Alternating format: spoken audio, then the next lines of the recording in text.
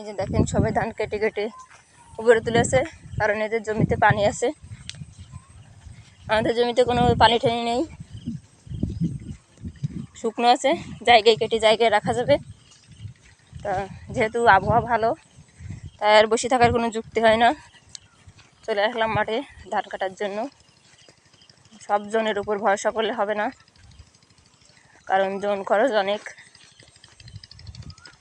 নিজেই কাটবো, তারপরে যখন একটু কমে আসবে তখনই ডাকবানি জন। নিজেরই জায়গায় করতে থাকি।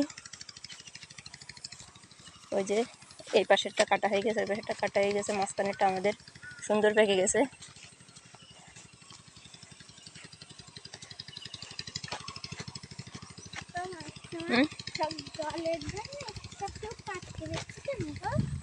না, আমাদের জায়গায় জল নেই। ওই পাশের থেকে কাটতে কাটতে আসতে ধান গাছ কোন দিকে হেলি পড়িস তা দেখতে হবে। এদিকে হেলি পড়িছে, তাহলে ওই দিকে থেকে কাটতে কাটতে আসতে হবে।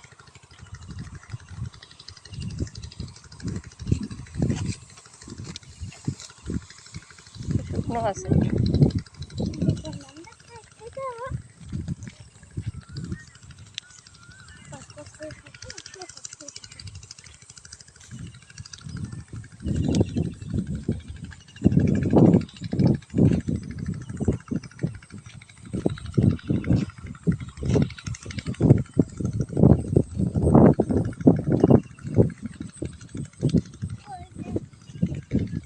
এই ধানটা পড়ে গেছে, লোকের ধান।